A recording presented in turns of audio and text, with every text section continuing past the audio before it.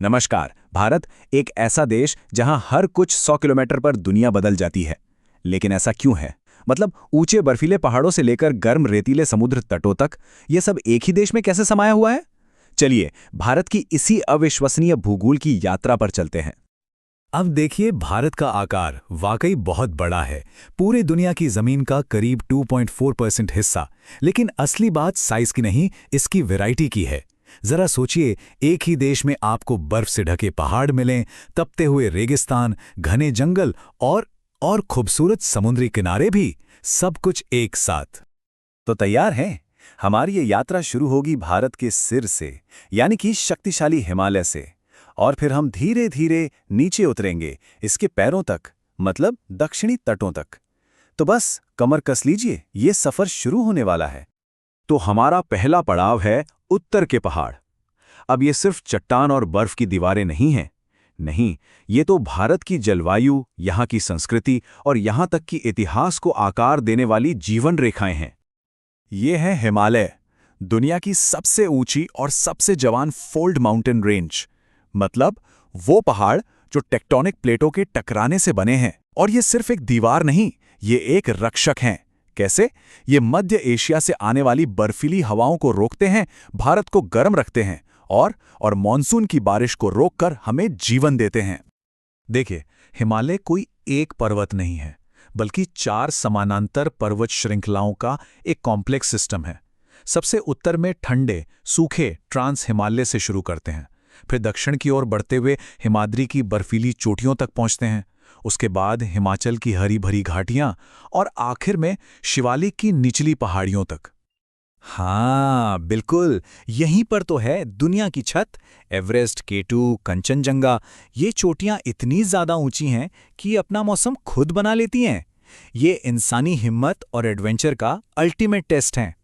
अब पहाड़ों से नीचे उतरते हैं और सीधे पहुंचते हैं भारत के दिल में, यानी विशाल मैदानों में। और मजे की बात यह है कि ये मैदान सीधे सीधे हिमालय का ही तोहफा है। चलिए देखते हैं कैसे। हुआ ये कि लाखों सालों से हिमालय से जो नदियां निकलीं, वो अपने साथ उपजाऊ मिट्टी बहाकर लाती रहीं। इसी मिट्टी को जलोढ़ या अलूवियम कहते हैं। और बस इसी मिट्टी को यहाँ बिछाते बिछाते दुनिया के सबसे घनी आबादी वाले और खेती के लिए सबसे अमीर इलाकों में से एक, यानी उत्तर भारतीय मैदान का जन्म हुआ। और इन मैदानों की जीवन रेखा कौन है?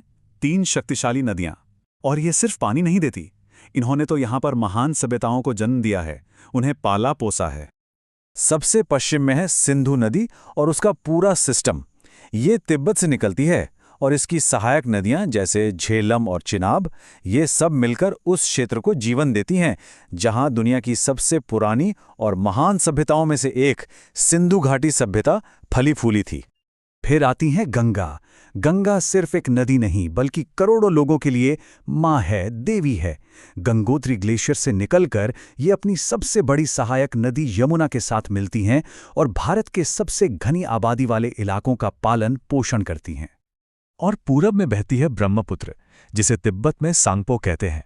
ये एक बहुत ही ड्रामेटिक मोड़ लेकर भारत में एंट्री करती है। ये अपनी जबरदस्त ताकत और विशाल चौड़ाई के लिए जानी जाती है। इतनी ताकतवर कि हर साल इस इलाके का नक्शा ही बदल देती है। चलिए अब हम दक्षिण की ओर बढ़ते हैं, भारत के सबसे पुराने हिस्से की तरफ। ये एक ऐसा भूभाग है जो हिमालय के जन्म से भी लाखों साल पहले से मौजूद है। यह है भारतीय प्रायद्वीप की चट्टानी नींव। ये है प्रायद्वीपीय पठार, एक विशाल ऊंची मेज जैसी जमीन जो पुरानी कठोर चट्टानों से बनी है। और यही इलाका भारत के ज्यादातर खनिज संसाधनों का खजाना है, जिसने सदियों से देश की इकोनॉमी को ताकत दी है। इस पठार के दोनों तरफ 2 पहरेदार खड़े हैं, पश्चिमी और पूर्वी घाट। पश्चिमी घाट समुद्र के किनारे एक ऊंची सीधी दीवार की तरह है, जबकि पूर्वी घाट थोड़ा नीचा है और नदियों ने इसे जगह जगह से काट दिया है, जिससे समुद्र तक आसान रास्ते बन गए हैं।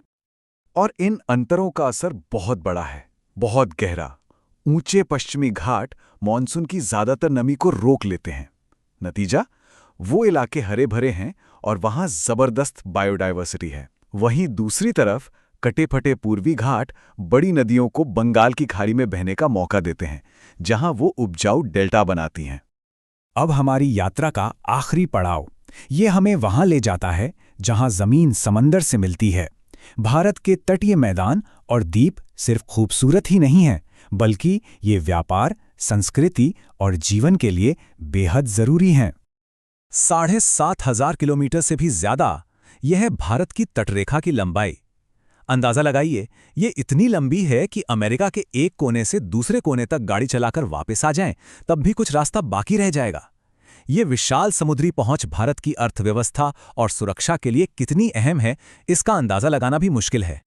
और ये तटरेखा भी दो अलग अलग मिजाज में बटी हुई है। पश्चिम में संक्रिय मैदान और गहरे बंदरगाह हैं, यहीं पर मसालों के व्यापार के लिए मशहूर मालाबार तट है। और पूरब में चौड़े मैदान और बड़ी नदियों के डेल्टा हैं, जो कोरमंडल तट पर चावल की खेती के लिए एकदम परफेक्ट जमीन देते हैं। और हम भारत की इन समुद्री चौकियों को कैसे भूल सकते हैं? बंगाल की खाड़ी में अंडमान और निकोबार, ये ज्वालामुखी से बनी चोटियां हैं जो घने हरे जंगलों से ढकी हैं। तो वहीं अरब सागर में लक्षद्वीप मूंगे से बने जन्नत के टुकड़े हैं जो नीले पानी में चमकते हैं। तो हमने क्या देखा? एक ही देश में बर्फ से ढकी चोटियां, लहलहाते खेत, पुराने पठार और ट्रॉपिकल द्वीप। यही तो है वो अविश्वसनीय विविधता जो भारत की असली पहचान है, जहां भूगोल ने ही संस्कृतियों, भाषाओं और जीने के तरीकों का एक खूबसूरत ताना बाना बुना है। तो ये सफ़र हमें एक अहम सवाल पे छोड़ जाता है। ये जो विविध भूगोल है, ये भारत के भविष्य को कैसे संवारेगा? क्या हिमालय की नदियां हमेशा हमें पानी देती रहेंगी? क्या हमारे समुद्र तट बढ़ते जल स्तर का सामना कर पाएंगे? देखिए, भारत का भूगोल इसका सबसे बड़ा वरदान भी है और सबसे बड़ी चुनौती भी। सोचने के लिए बहुत कुछ है। धन्यवाद।